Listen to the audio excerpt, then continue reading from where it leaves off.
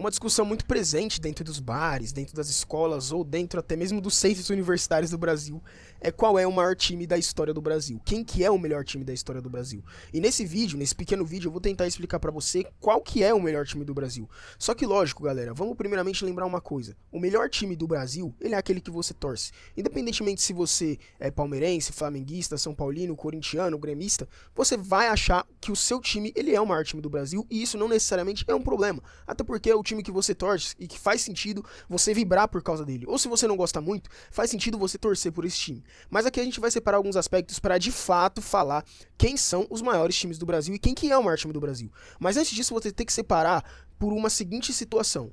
O que você considera ser o maior time do Brasil? A influência nacional? A história? Ou então os títulos? Qual tipo de grandeza você está falando? Se você estiver falando sobre influência nacional, qual time que influencia mais dentro do Brasil, a gente vai falar sobre Corinthians e Flamengo, porque tem as maiores torcidas do Brasil. E por que eu coloquei o Corinthians junto com o Flamengo, mesmo o Flamengo tendo mais torcida que o Corinthians?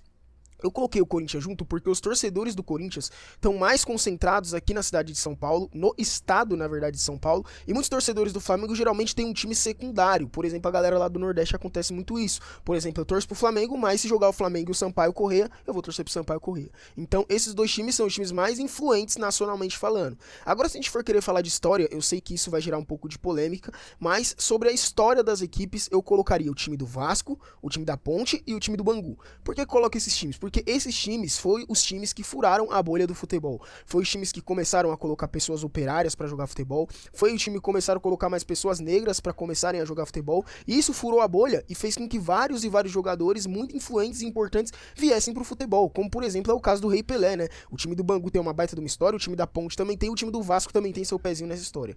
Agora, se você querer falar sobre títulos, influência, presença nas principais competições nacionais e mundial, não tem como, galera. A gente tem que falar do São Paulo. O São Paulo, ele é o time que ele tem presença em todas as décadas ganhando títulos importantes. Década de 80, década de 90, anos 2000 e atualmente até recentemente ganhou uma Copa do Brasil. Então assim, por ser um time que é tricampeão mundial, por ser um time que é tricampeão da Libertadores, que na América do Sul ninguém tem mais que 3 títulos mundiais, não tô falando só do Brasil, tô falando da América do Sul, o São Paulo, ele ocupa esse posto do time com maior glória no caso de ser campeão, de levantar a taça. Se inscreva-se no canal para mais curiosidades esportivas como essa.